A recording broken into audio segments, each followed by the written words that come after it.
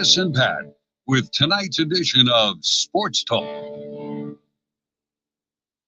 right, welcome in, everybody. It is Sports Talk Media Network on a Friday night.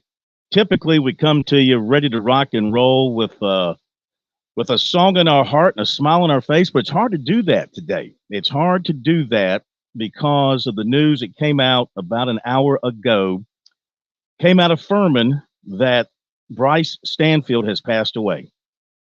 Defensive end for the Paladins, who suffered a medical episode during a workout earlier in the week and passed away this afternoon. And our condolences go out to all the Furman family and the family of the young man, all Furman fans. This is Chris Bergen's with us, and boy, it just takes the wind right out of you. It's a gut punch and we don't even know the young man, but to hear about a person like this gone in the prime of life, an athlete, and all of that, an excellent student, it just breaks your heart. It just breaks your heart. You know, the way there's no words to describe this. I can't imagine what the family is going through, and my heart just goes out to them. And Phil, you're right. Even though we didn't know who he was, I feel like he's part of our family here in the state of South Carolina. He's a football player in our state. Was on a really, really good football team. Appeared several ball games for Furman. I think he may have played in every one of them, and was one of the stalwarts on their defense. And just basically going through winter conditioning. And to get the news that he was in a medical emergency earlier in the week and then passed away today is just so sad. Yeah. So heartbreaking. So our thoughts will be with Furman, with Coach Hendricks, the entire program as we go through tonight's show and moving forward. And again, Bryce Stanfield passing away today at the age of 22. Here is more from Furman. He was 21. He would have been 22 in September. We are heartbroken beyond measure with Bryce's sudden passing and ask that everyone first and foremost lift up his parents, Fred and Terry Stanfield, and their family in prayer on this day and in days ahead, said Clay Hendricks. There are so many more who are really hurting, namely Bryce's teammates, coaches, and staff, classmates, friends, the entire Furman community and beyond. Bryce was an outstanding young man and an equally fine student, football player, and friend. He was so much a part of who we are as a program and school, and he was pivotal in our success on the football field and through giving of his time and outreach to our community in every sense. He was the best representative we could have. His passing is one of the most difficult things Furman football has ever encountered, but our faith and so many wonderful memories Bryce provided us will help sustain us all in the days ahead. And that is the quote from Clay Hendricks. So there's really nothing else to say. Just very, very sad about the news, and our thoughts and prayers and everything else goes out to Furman and to the Stanfield family. And we'll move on. You know, we'll soldier on through here. We're all sad.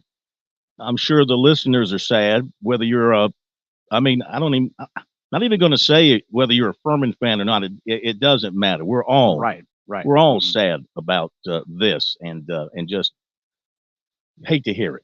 Just hate to hear it. Anyway, hate to lead the show with that, but it's too important not to pay attention to. So, welcome back, Chris, from your trip down to the Bayou. How was it? Yes, tough loss the other night. Played much better. Coastal actually knocked down some three-point field goals. We had talked about the three-point shooting had been a major stumbling block for CCU throughout Sunbelt play. Hit 11. It was the second most they have made all season. Had to go back to the Winthrop game back in December when they knocked down 12 in that contest. So it kept them in the game, and they played well enough to win. Just didn't make enough defensive stops down the stretch. And Louisiana Monroe had a kid go off for, I think it was 30. So that didn't help matters, but a much better performance by CCU, but still another loss. And we got back into Myrtle Beach, Conway about 6 o'clock yesterday evening.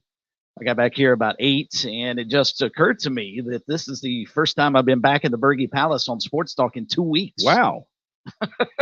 I've done the show, but it's been mostly, I feel like Mike Morgan, who you guys chatted with last night. I feel like I've been on the move a good bit too. But yeah, first time I've been back here in the Berge Palace studios since last Monday.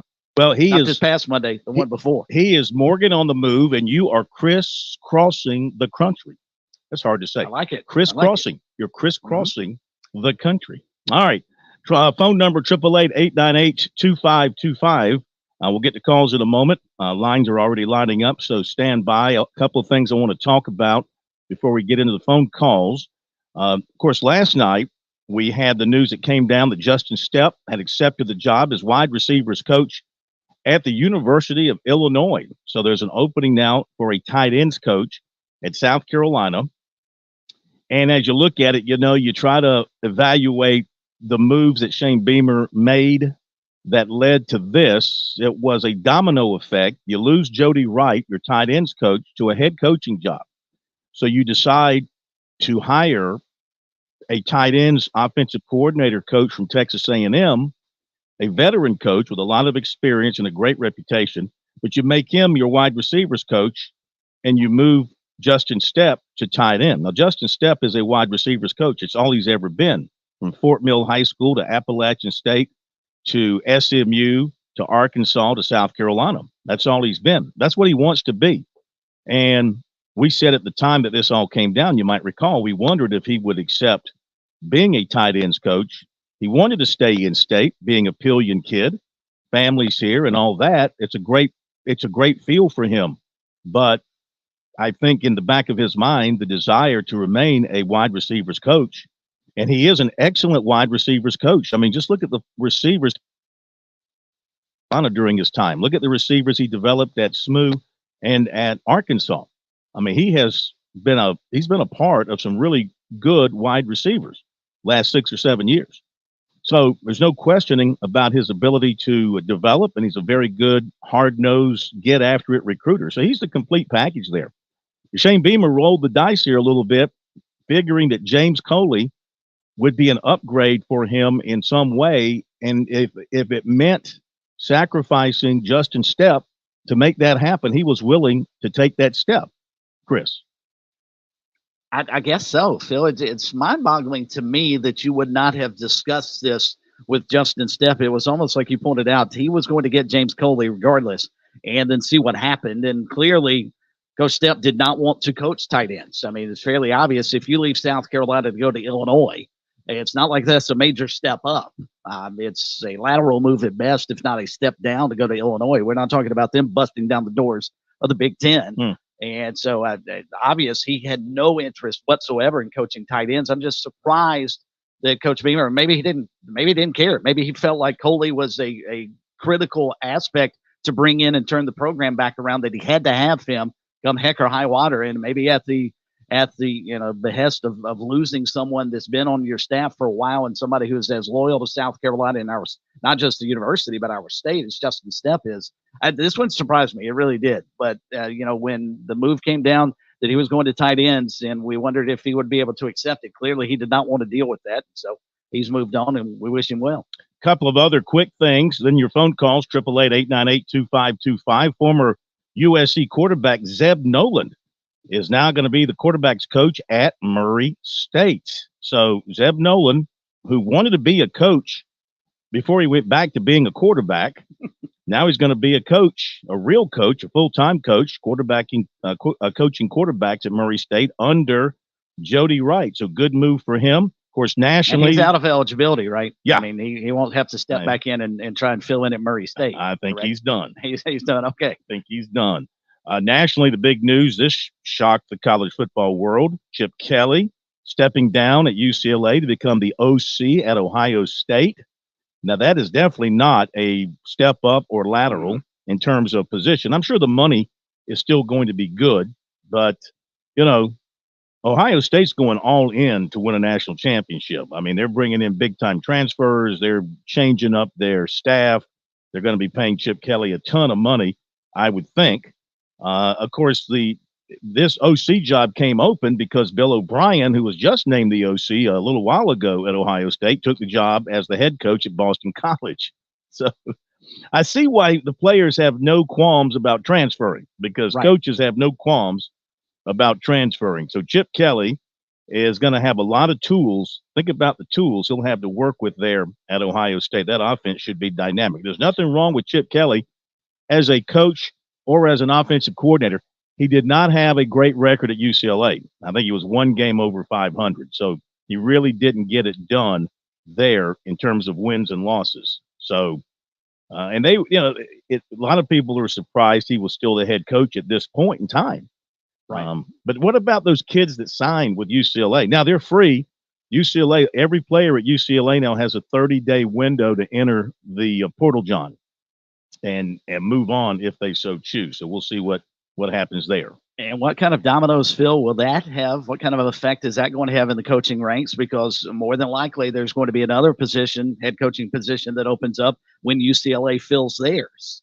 So, I mean, how long are we going to roll into? Do we get into the middle of spring practice in most places, and some schools are still looking for a head coach? Yeah, unless they promote from within. They could go that route, promote from True. within and do an interim coach. A couple of other things, 94 feet WBB, which covers women's basketball, reported that Dawn Staley has confirmed that South Carolina UConn series will continue, and next season's game will be back in Columbia, because the Gamecocks went on the road twice the last 2 years. So that's good news. Women's basketball, great series. Of course, they're going to play Sunday in Columbia. Game sold out. Also, the Gamecocks announced the Georgia women's game as a sellout. Latest bracketology from Lenardi. Gamecocks a number 5 seed against McNeese State in Spokane. It's Spokane. Spoken like a real Washingtonian. Spokane, Washington. Yep. And Clemson, a number 7 seed against Florida in Omaha. So we can go out there and cover that and just stay there and wait for the College World Series. Well, you are banking on our state to do that. I hope you'd be right. I mean, let's roll the dice and go all in. Yeah. We'll just rent a house. It's been a while. And stay there, And one more thing, G.G. Jackson. You saw what he did last night. I did. And when you start getting mentioned in the names of guys like Kobe Bryant, of things that have been accomplished in the NBA, you're in pretty good company. On top of that, he has, this is according to Woj, agreed on a 4-year contract, 3 guaranteed seasons. Played 1 season at South Carolina, 45th overall pick last June, and signed him to a 2-way deal. So now he gets a 4-year contract, 3 years guaranteed with the Grizz. How about that? And South Carolina can count him. They can count him. He played there for a year. They can count him as an NBA product of theirs. And Lamont Paris can say, look what I did. I put this guy in the NBA.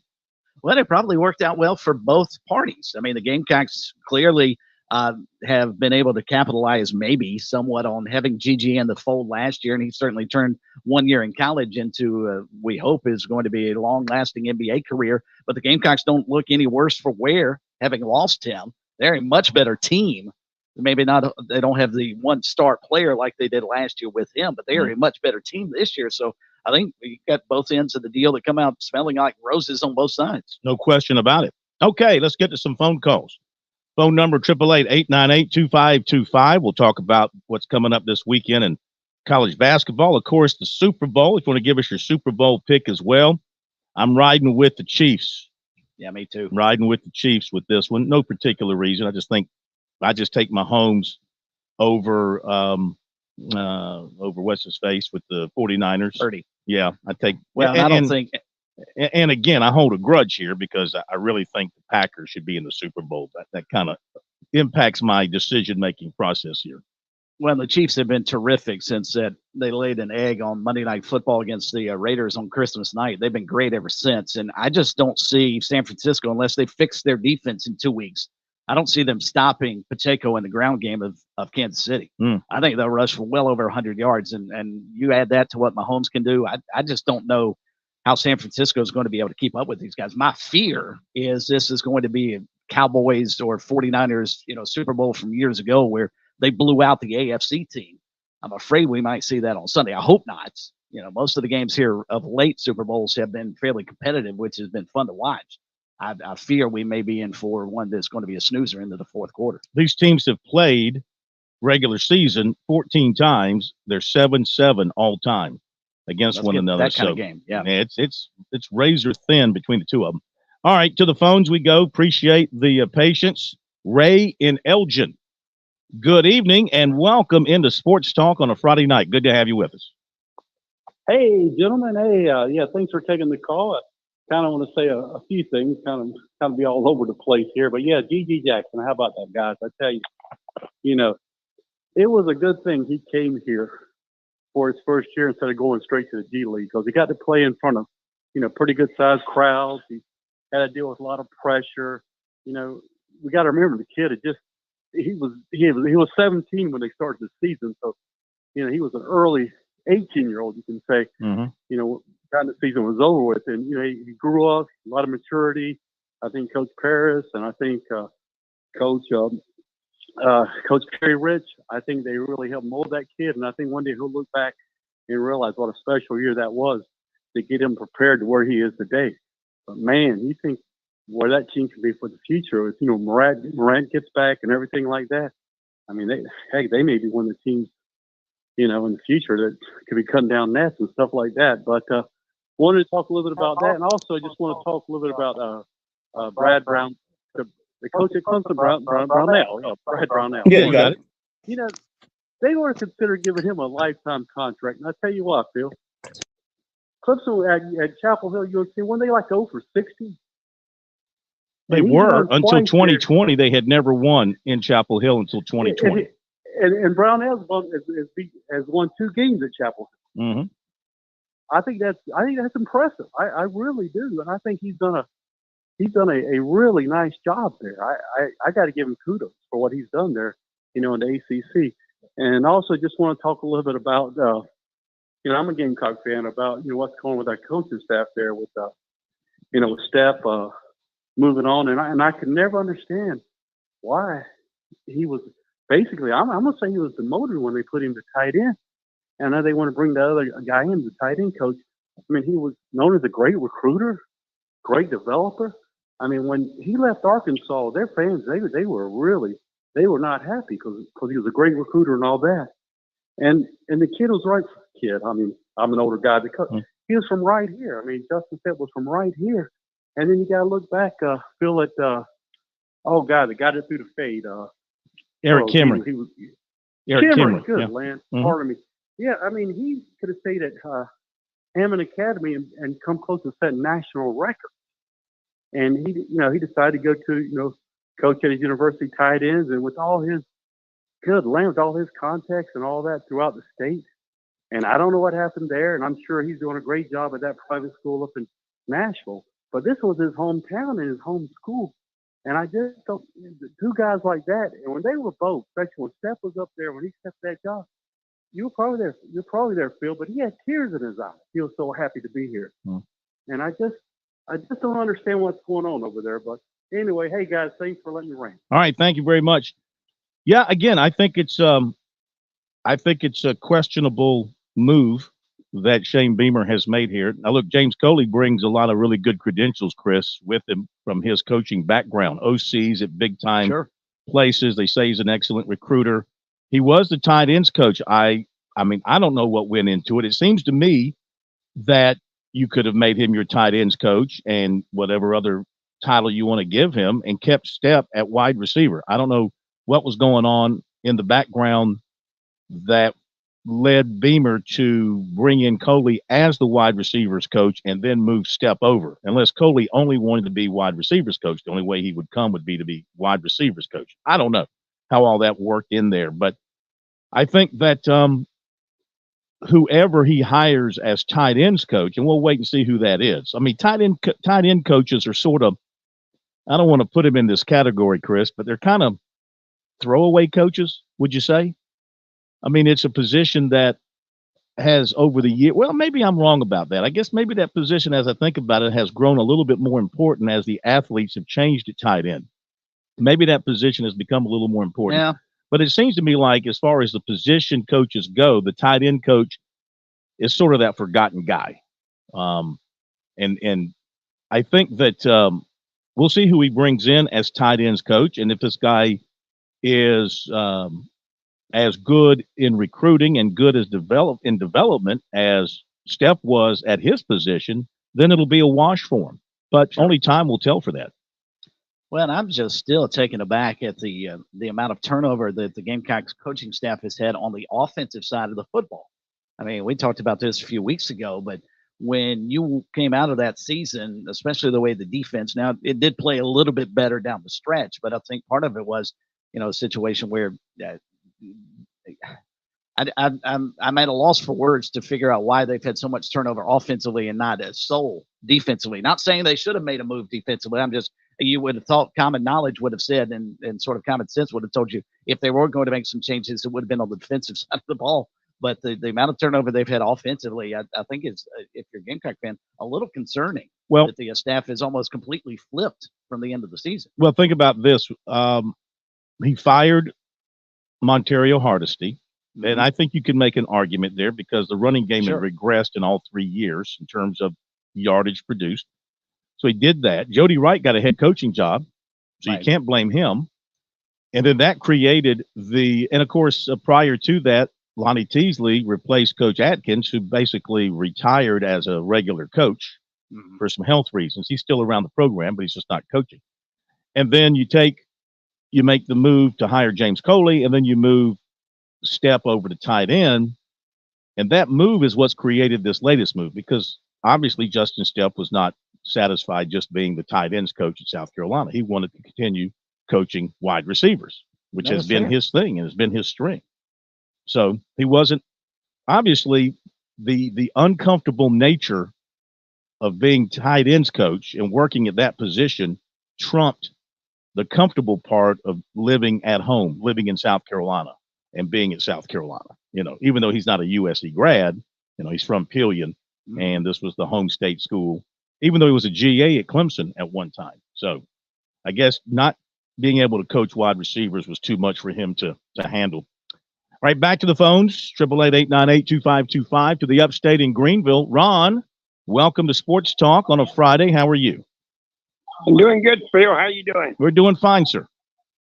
Listen, I know it was a sad event out at Furman today. But one thing I really appreciated is the president of the university went over to Bon Secure today, and all the football players went over there, and they let him in the room, and they gave him a diploma for graduating. Oh, my. And they said what he really wanted to do was graduate from Furman, and so he got his wish today, a couple hours before he died. Oh, my.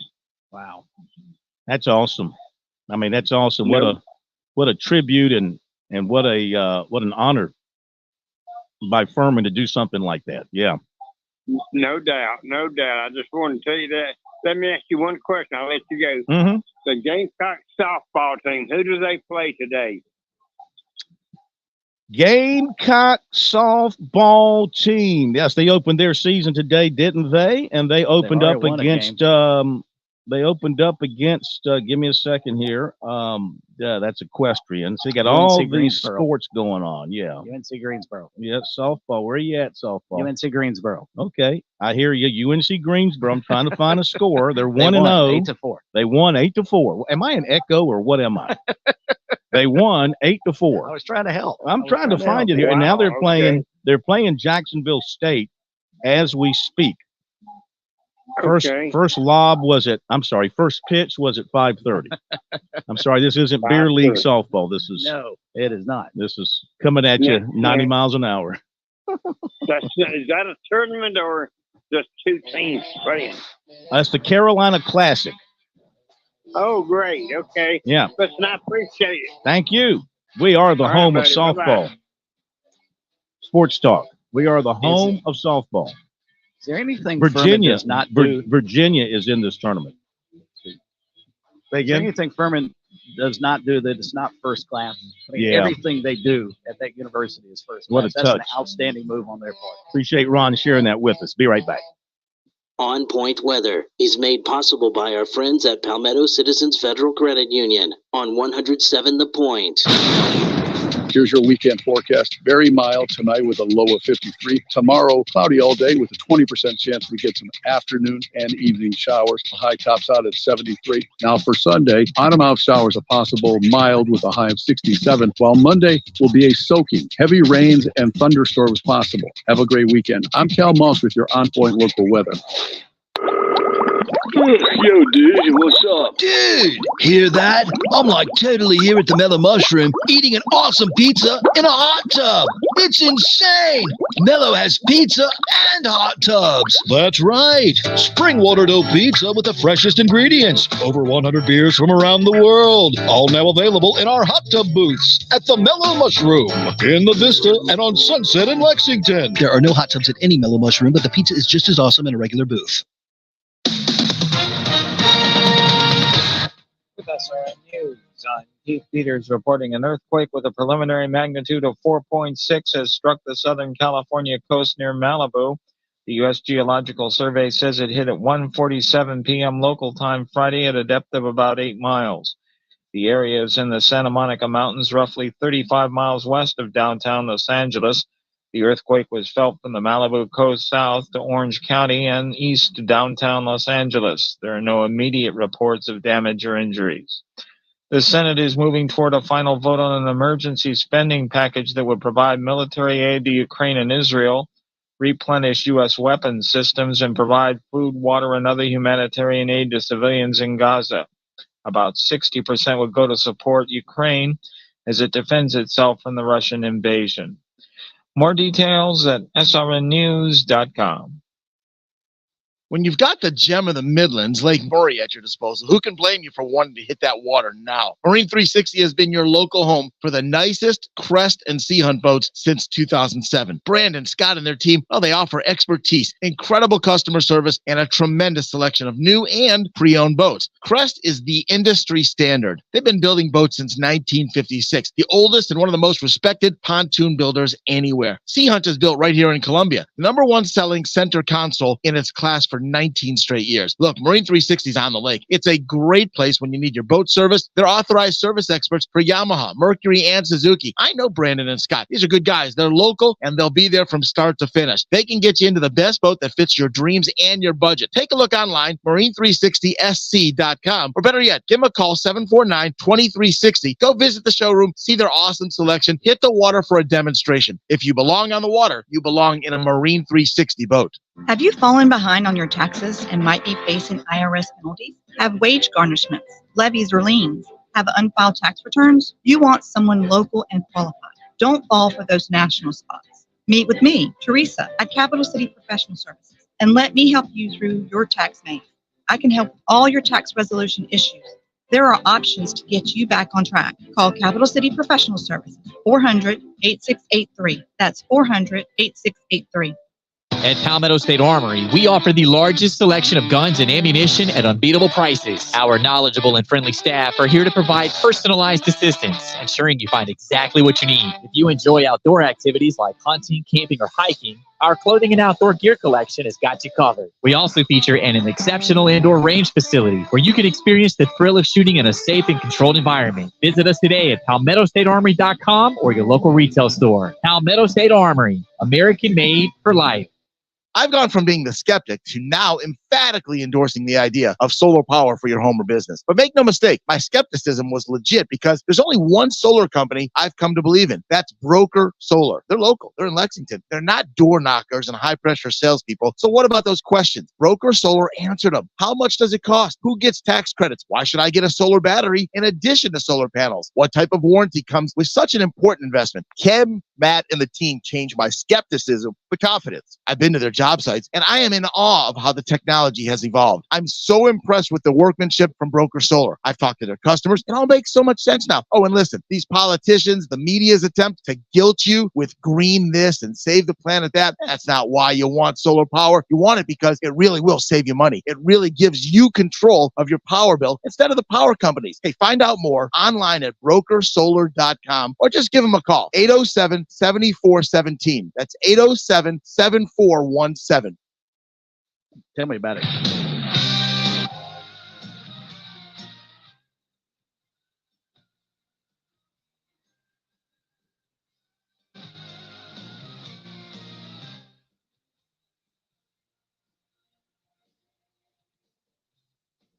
All right, welcome back, everybody. It is Sports Talk on the Sports Talk Media Network across the state of South Carolina. Got to give a shout out to the big dog down in the Allendale, Hampton area. Rick Gooding, spoke with him this afternoon, catching up with one of our station owners. What a great guy. What a great morning host. Dominates the airwaves on the big dog in Hampton and Allendale counties down there. So proud to have him part of the Sports Talk family. They've been with us from like the very start of Sports Talk going back over 40 years. So appreciate his commitment to local radio and keeping local radio thumping down there in that part of South Carolina. A couple of other quick things to talk about. We're going to see more and more in this, ladies and gentlemen. Just prepare yourself. Announced today an NFL playoff game next season. Another is going to be on Amazon Prime this time. You will have to pay to stream it if you don't already have the service, just like this past year on Peacock, and more, and that's going to happen.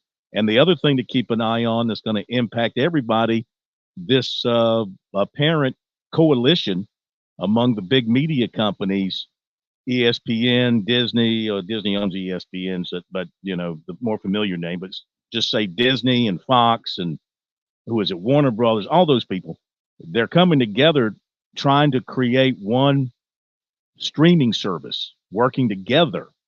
And this is not going over well, initial reaction with the leagues out there, because they fear that this is going to cut competition, and thus there won't be a battle for rights fees now moving forward. What do you think about that? Will that end up in court somewhere? Yeah, I think that actually could be a lawsuit, because you're talking about restriction of trade and getting a monopoly, and those are supposed to be illegal in the United States. I think that actually could end up in court, but I see the league's point, because if you've got everything under one umbrella and you only have one television conglomerate to deal with, they can set the market rate, and we're going to pay you guys $10 a game. Yeah. You don't like it? Oh, that's fine. We'll just not put your games on TV. Yeah. I mean, you know, they can set the rate, and these 51, 52, $75 million checks these leagues are cutting for their schools, that may go away if this continues. That's going to be an interesting battlefield. I think you're right. That's probably going to end up somewhere in legalese before all is said and done. I want to get your thoughts on this too. We touched on it some last night, but now I got a little more time to talk about it. So, and this is where I also think you've got the monopoly issue coming into play here, where you got one major media outlet that dominates the landscape in terms of its contracts with the leagues and the schools and with the personalities. And that, of course, is ESPN. So the father of Dylan Raiola, that quarterback who was originally committed to, I think he was originally committed to Ohio State, then he committed to Georgia, and he ends up going to Nebraska, where his uncle is I think it's his uncle who's a offensive line coach there. And his father said on a broadcast on Wednesday on signing day that Kirk Herbstreit called him and encouraged that move back when it was happening, that Herbstreit called the father. They know each other. Herbstreit called the father, and according to the father now, said things about going to Nebraska and becoming the man and helping get restored Nebraska, the great program there, and it would be a good move for him to flip from Georgia to Nebraska. And, of course, that became public because the father said it publicly over the airways. Yeah. And of course, Georgia people went insane over this kind of stuff. Not that Georgia needs another, 5-star quarterback, but where do you go if you're in that kind of situation and you have to CYA? Of course, you go to Paul Feinbaum's show. Where is that located? On ESPN, where you're going to get nothing but softball questions. You're not going to be challenged, and you're going to have a chance to do your mea culpa. And that's what he did yesterday, where he gave his so-called side of the story. And now, listen, I guess to be fair, you got a he said situation here. But why would Raiola's father go out and say something and just make it up out of whole cloth to get Herbstreit in any kind of hot water with the public? Why would he even consider doing something like that? So in my opinion, I give the benefit of the doubt to the father here And I see Herbstreit, as he's done on other occasions where he has said things and gotten himself kind of caught in the middle with schools that he covers via his ESPN work, tries to backpedal. And so he goes on, of course, the ever-friendly Feinbaum show, friendly to anything related to the SEC. You're never going to have anything there that's going to be counter to what the SEC is trying to accomplish. And he goes on there and he can give a side of his story. And, of course, it's accepted as the gospel. So I just think it's, again, all that to me sort of the part of the ownership of the college sports scene and a place to go where you can make your recovery when you've done something stupid, as apparently he did in this case. Well, first of all, Kirk Herbstreit should not be talking to any recruits unless he is the father of said recruit or a uncle of said recruit or the grandfather of said recruit. Outside of family members, Kirk Herbstreit, because of his influence, you're right, Phil, should not talk to recruits. It's pretty simple. Hey, go wherever you feel comfortable and leave it at that. He should not have, if indeed he said something like the dad said, he did so. But I will say this on the blowback on the other side, from Herbstreit's perspective, I do see a possibility that maybe it got blown out of proportion because, as you pointed out, ESPN controls the world. He works for ESPN, and ESPN is about to bring the entire SEC contract underneath their umbrella. Why in the world would Herbstreit steer a kid away from an SEC team to a Big Ten team? You would think they would do everything they possibly could to continue to bolster SEC teams and make them better. So I think I can see both sides of the coin. But from Herbstreit's journalistic integrity, if there is such a thing at ESPN, he should never, ever talk to a recruit unless he is a family member. Where is Herbstreit's roots? Ohio State in the Big Ten. That's in what league? Yep. Yeah. So, I mean, he's, he can work it both ways. He's working for the SEC. He's got Big Ten roots.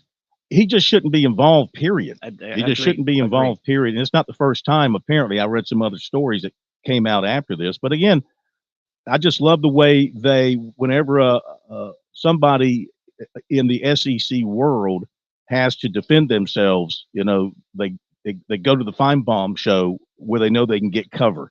I mean, did anybody challenge him? Did Feinbaum ask him, well, Kirk, why did the father say this? Where would the father come up with this information? Why would he put that out there if it didn't happen? Did anybody even challenge? I didn't see the interview. I'm just guessing to myself here. I doubt that line of questioning occurred. So it's a good place to go to get cover and to be able to try to redefine yourself in a tough situation like that. All right, back to the phones we go. 888, but all this stuff going on. 888-898-2525. Oh, coming up, we're going to hear from one of the new USC running backs I talked to yesterday, Oscar Attaway. And good talker, mature guy, interesting individual. Going to hear from him coming up. As we go to, we're going to go to Gamecock Larry. Gamecock Larry, you are up next on Sports Talk. Welcome in. Good afternoon, Mr. Phil. Hey. Boy, I tell you what, boy, Brad Brownell needs a lifetime contract. They on a winning streak at North Carolina. Winning streak of 2 out of 60. Boy, oh yeah. Won 2 out of 60. 2 out of 62. That old man on a winning streak. But I'm going to tell you about the Lady Gamecocks. Lady Gamecocks, 9 players on the team. 9. And they went out there last night, and they made it look so easy. I'll tell you what. And they got Connecticut coming into town. I'm going to say right now, they're going to win by at least 13. They will win by at least 13. That's about all I got to say, but I just wanted to give I ain't going to give Clemson nothing, but I will say 2 winning streak, 2 out of 62. Come on, y'all. Go Gamecocks. All right, Larry. Thank you. Thank you very much. Well, it's about what you've done lately. And Clemson basketball, the last time they played in Chapel Hill, The last time they won. Okay? That's all they care about. Now they want to go up to Syracuse and keep it going. But I will say this, going back, I don't know how many weeks, Chris, Gamecock Larry is undefeated when it comes to talking about his game.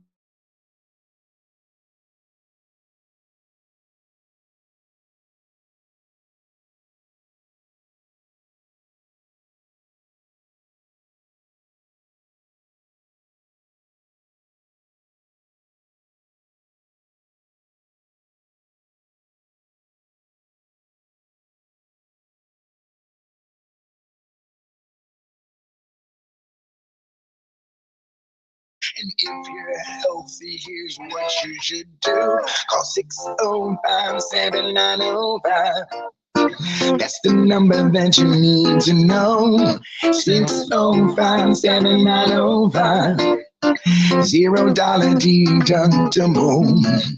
What's the deductible, you say? That's the price you have to pay before the insurance will say we'll help you.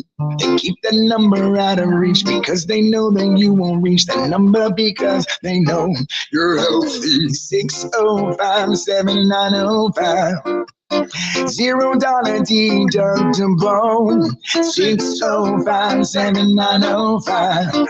727 is the area code.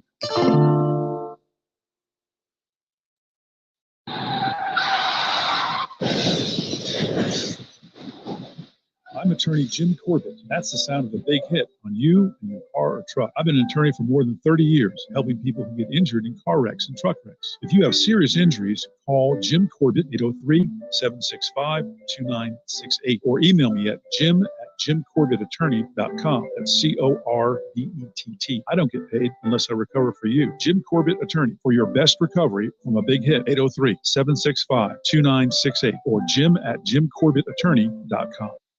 You put in the work for your education. The extra early, extra late, extra work. That's because you understand education opens doors to better pay, better opportunities, and a better you. Being educated about playing the lottery is no different. It helps you be a better player, one who knows when to play and when to take a rain check.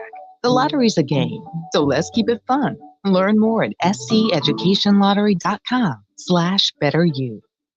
George Bryant for Tsunami Bar Sports, our inventor, David Abernathy, has always said Tsunami Bar technology allows us to take the training to the grass. Now I know through my sport of golf that natural agility can be converted to athletic ability. And why is this, Tsunami, Robbie? Transferring the training to the grass. This may be the most undervalued characteristic of the Tsunami flexible bar technology. The Tsunami bar action loads and unloads at the concentric and eccentric transition points. This is what we call reversal forces.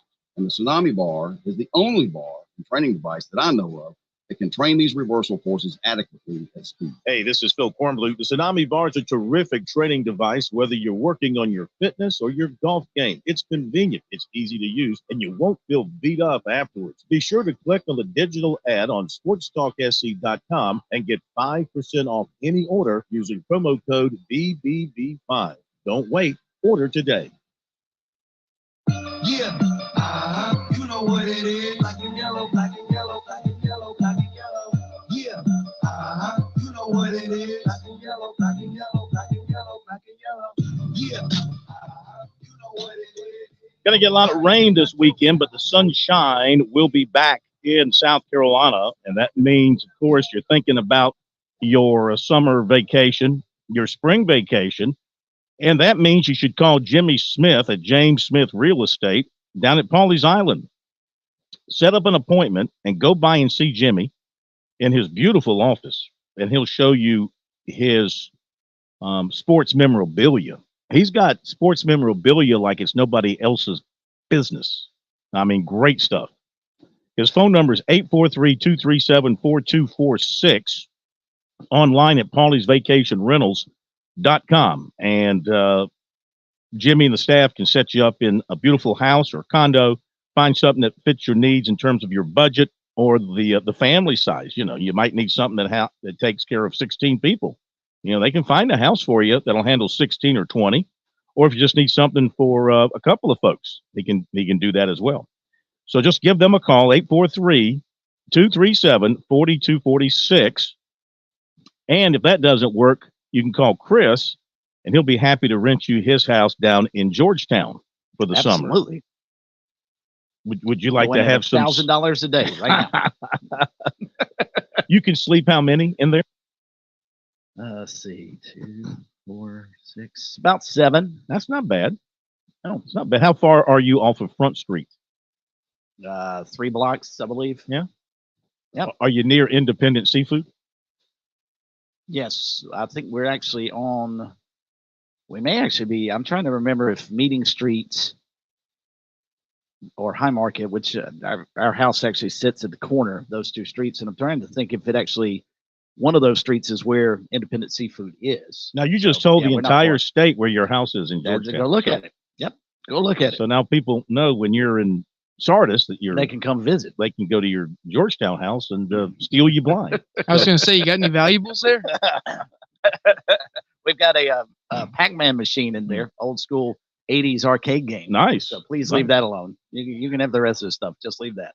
All right. Yesterday, South Carolina made available all their transfers, those that had enrolled at midterm, including Oscar Attaway, who's coming from North Texas. The Mean Green had a chance to talk with him about coming to South Carolina. How's the transition been? How accustomed have you gotten to living over here? I've been accustomed to it a lot, man. My dad told me all about the weather here and about how it's always good. It's not bad. It's not very bad like it is in Arkansas. You know, I got here January 1st, and I stayed in my apartment. I seen all of the fireworks going off and everything. It was beautiful, man. I just felt like this was the right spot that I needed to be at. So it's been cool. My 10-hour drive was a nice, smooth, chill 10-hour drive. It really wasn't bumpy. It wasn't really wiggly. You know what I mean? It was nice and smooth right down the highway. And I was like, man, this is going to be a cool little 9 months I got here. So it was cool coming here, man. I thank y'all for accepting me here. When you made the decision to transfer, you put your name into the NCAA transfer portal. What was it about South Carolina that caught your attention? What was it about you that caught their attention? The thing that caught my attention about South Carolina is that I put my name in the portal on Wednesday. It was a Wednesday. I put my name in the portal. And Thursday, I was on a flight to South Carolina. So them wanting me wasn't the question. You know, they wanted me really bad. You know, I was in the portal for 8 hours, and I was on a flight to South Carolina in the ninth hour of it. But just wanting to be here, I got here. And on my flight, I was with Raheem. So I sat down, and then Raheem's walking up, and he sat down right beside me. And I was like, oh, okay, cool. So, like, I was like, so they taking 2 bags. You know, that's what they told me. And I was like, okay, cool. And I was like, if it's him, then let's go tear up the SEC this year. Let's do it. And so got here, and, like, one of the main things that they wanted me here for is my leadership and the way that I can run the football, you know, and the way that I can catch the football. I can run, I can catch, and I'm pretty big. So they wanted something in that. And a running back. So I was like, I can do that for you, D-Love. Let's do it. You call him Raheem or you call him Rocket? I call him Raheem. Sometimes I'll slip up and call him Rocket, but hey, I call him Raheem most of the time. I'm too old to be calling somebody Rocket. Too old. I'm 23. I hear you. But now, running back room got a little more crowded. That's okay with everybody? You're looking forward to the competition? You got to look forward to competition. If you really want to thrive in this sport and want to go to the next level, you think that it's crowded here, wait till you get to the league. You know, when you're in a room with Ezekiel Elliott, Tony Pollard, Dow, and, like, all of those people in one room in the NFL. So now you get here, and you got Raheem Sanders, Juwan Howell, DJ Braswell, Juju, you know what I mean, Bradley Dunn. So, yes, I'm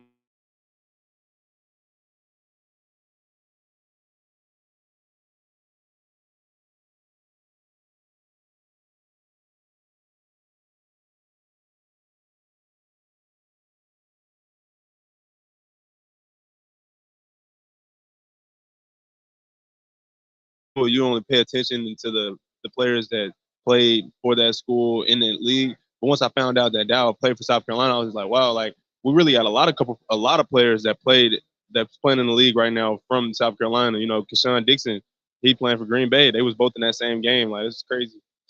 What do you think you'll bring to the running back position? Leadership, you know, just a running back that want to get first downs and touchdowns for his team. experience. You know, I have been playing. I think I'm the oldest guy on the offensive side right now. We got a lot of young guys in the receiving room. Gage is probably one of the other guys that's kind of elderly like me. I wouldn't say elderly, but 2019 class. But other than that, just a running back that's gonna get first downs and touchdowns for his team, man. You foresee a situation where they're going to rotate a bunch of running backs throughout games, or do you think they'll go with a guy who's got a hot hand? How do you think they're going to handle the personnel? I have no idea, you know. But if a player is hot, you can't sit him on the sideline. So I have no idea what they're gonna do in that situation. For those who haven't seen you carry the football, what is your running style? Where do you like to hit it up do you like to hit it up between the tackles? You like to take it outside? What do you like to do? I love an in between tackle play. You know, I'm a duo lover. I love duo. I love power. I love counter. But if I could compare myself to anybody, I wouldn't compare myself to anybody because I don't want to disrespect anybody's game. You know, I'm a fan of the game. I love the game. So I like watching Christian McCaffrey run the football. I love watching Tony Pollard run the football. I love watching Aaron run the football. Like, these guys are maniacs when it comes down to the running back position.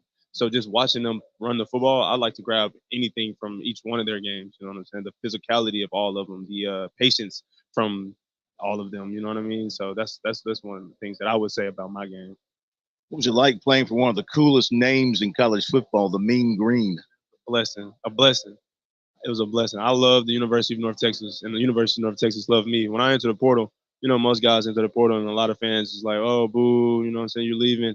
A lot of guys, when I entered the portal, if you go back and check Twitter, a lot of them, they were like, man, thank you so much for being here for 4 years. Thank you so much. You know, I'm a UNC alum, you know, and I'm thinking through, like, if you cut me, one side I'm going to bleed blood, and the other side I'm going to bleed green. You know what I mean? So, and actually, like, you know, one of the main things I want to do before I leave North Texas was talk to Joe. You know, he doesn't like when people call him Mean Green. You know, his grandson was on the football team. His name is Evan, and me and Evan were pretty cool. And so I used to talk to Mr. Joe a lot. You know, one time, like 2 days before I entered the portal, I seen him at the red light, and I was like, yo, and then he was like, what you want, Attaway? And I was just like, come on now, I know your grandson, you're not that mean. But it was cool though. It was real fun, man. Playing for the University of North Texas, playing for the Mean Green, it was a blessing, man. I wouldn't be where I am today if it wasn't for that school. So. And you plan to bleed garnet once you get yourself indoctrinated here in South Carolina. For sure. Once I get, well, I'm already here, but I am bleeding a little bit of garnet already. You know, I've been to a lot of the basketball games, man. We turn it up on that court, man. Oh my gosh. It's a great environment, man. Even waving the towels for the Sandstorm is pretty amazing, actually. All right, the words of Oscar Attaway III. That guy's great. Saw Mean Joe Green at a stoplight. He's already got his NIL. He's got to do a Coke commercial with Mean Joe Green, right? Really? Yeah. As well-spoken as he is, he's going to be a success in whatever he does. But, man, I really enjoyed hearing from him. That was a lot of fun. Well, what I talked about last night, and you weren't with us, was like this group, you know, transfers, they're older guys. You know, these are mature fellas, and they've been through it. They've been through the war, so to speak, and they've got experience, and they're looking for a place to play. And I kind of said last night, you know, when all this started happening with the transfer portal, John, and the NIL all hitting us at the same time, I thought myself, you know, the sky is falling in college athletics. And we are going through a revolution, and we are going through a lot of change, more than we should be subjected to at any one time. But the transfer situation, I think, is something that is understandable now.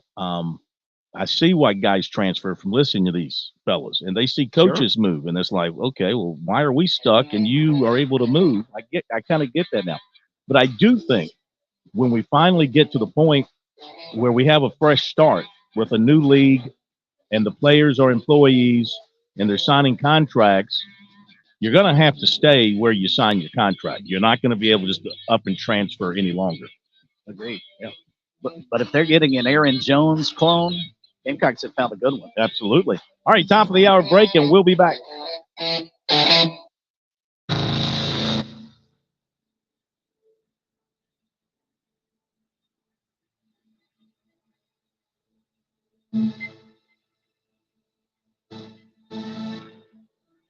UXL Columbia W264DF. From the Bart Fireside Studio, the solution for keeping you warm this winter. This is 107 The Point. News this hour from townhall.com. I'm Keith Peters reporting. The former governor of Maryland, Larry Hogan, is running for U.S. Senate. Hogan made the announcement on Friday to run for a seat that hasn't had a Republican senator in 37 years. The former governor is a moderate who considered a presidential bid. As governor, he became a national figure as one of the few members of the GOP willing to criticize Donald Trump. Republican leaders are wrestling with Democrats for Senate control, so they're eager to pick up a seat. Hogan, who served 2 terms as governor and left office early last year, announced his bid for Senate just hours before Maryland's filing deadline. He'll run for Senator Ben Cardin's open seat, who is retiring. I'm Haya Panjwani. Former Missouri Senator Jim Talent tells the Salem Radio Network he expects House Speaker Mike Johnson will bring up the Ukraine aid bill for a vote, despite the fact some Republicans may try to remove him as Speaker if he does. In a narrowly divided House and with the rules the way they are, whoever is the Speaker is going to be skating on thin ice for the next 10 or 11 months until the next election. So you might as well just go ahead and make the obvious calls. And I think Johnson will do that. He'll probably negotiate a while and see what other alternatives are out there. Former Senator Talent was interviewed on the Salem Radio Network. An earthquake with a preliminary magnitude of 4.6 has struck the Southern California coast near Malibu. The U.S. Geological Survey says it hit at 1:47 p.m. local time Friday at a depth of about 8 miles. The area is in the Santa Monica Mountains, roughly 35 miles west of downtown Los Angeles. The earthquake was felt from the Malibu coast south to Orange County and then to downtown Los Angeles. There are no immediate reports of damage or injuries. On Wall Street, the Dow down by 54 points, but the Nasdaq rose 196. The S&P 500 closed above 5,000 for the first time, up 28 points. More on these stories at townhall.com. Relief factor, pain relief that's natural, pain relief that works, and pain relief that attacks the source of the pain. That's the experience of tens of thousands of Americans who are taking Relief Factor right now. See their incredible video endorsements at relieffactor.com and then order your 3-week quick starter pack for just $19.95. That's less than $1 a day. Find out if it can work for you like it works for me by ordering your 3-week quick starter pack today. Relieffactor.com, relieffactor.com. Be the next success story. This is Dennis Prager, and now a truly exciting new benefit. My monthly online video get-together for Pragertopia Plus members only. For an hour each month, get an exclusive chance to ask me anything. I'll be answering your questions. I've never done this. Submit your questions for me at Pragertopia.com. This is our chance to connect like never before. Go to Pragertopia.com or click the banner at DennisPrager.com. The state attorney general for Kansas is telling public schools they must out transgender students to their parents. Correspondent Donna Warder reports. Attorney General Chris Kobach says public schools in Kansas are required to tell parents that their children are transgender or non-binary, even if the student has not come out at home. Kansas is not among the states with a law that explicitly says to do that. Kobach says failing to disclose when a child is socially transitioning or identifying as non-binary at school violates a parent's rights. And he sent letters in December to 6 school districts and the State Association for Local School Board Members, then followed up with a public statement on Thursday. I'm Donna Warder. 2 people have died after a small plane attempted to make an emergency landing on Florida Interstate 75 Friday afternoon. News and analysis at townhall.com. I'm Keith. On Point Weather is made possible by our friends at Palmetto Citizens Federal Credit Union on 107 The Point. Here's your weekend forecast. Very mild tonight with a low of 53. Tomorrow, cloudy all day with a 20% chance we get some afternoon and evening showers. The high tops out at 73. Now for Sunday, on and off showers are possible, mild with a high of 67. While Monday will be a soaking, heavy rains and thunderstorms possible. Have a great weekend. I'm Cal Moss with your On Point local weather. It's not easy being a veteran. Coming back from Iraq or Afghanistan, I had been so excited to come home, but it's harder than I thought. Join us at communityofveterans.org and connect to others who are going through the same thing. Brought to you by Iraq and Afghanistan Veterans of America and the Ad Council.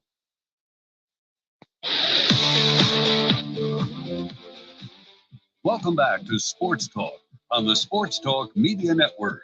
You can reach the guys with the South Carolina Education Lottery lucky number, 888-898-2525. That's 888-898-2525.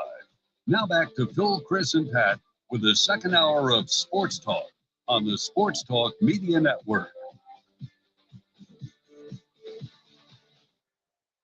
All right, welcome back, everybody. It's Sports Talk Media Network on this Friday night, heading into the weekend. Got to talk a little basketball before we get to golf at the bottom of the hour, and we're going to hear from Tim Beck. Got some recruiting for you as well, but we also know it is Super Bowl weekend, and maybe more so than ever, the gambling world is on fire with this Super Bowl weekend because, I mean, there's just gambling opportunities everywhere you look. It's easy to get your hands on apparatus to be able to place a little wager, and you've got all the different kind of bets that you can make on the game, and nobody better to give us some ideas related to that.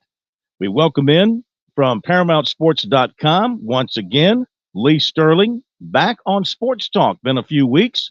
Good to have you back with us. How are you? I'm good, Phil. I'll let you know really how I'm doing Sunday night about 9 o'clock. Yeah, how busy are you this particular week?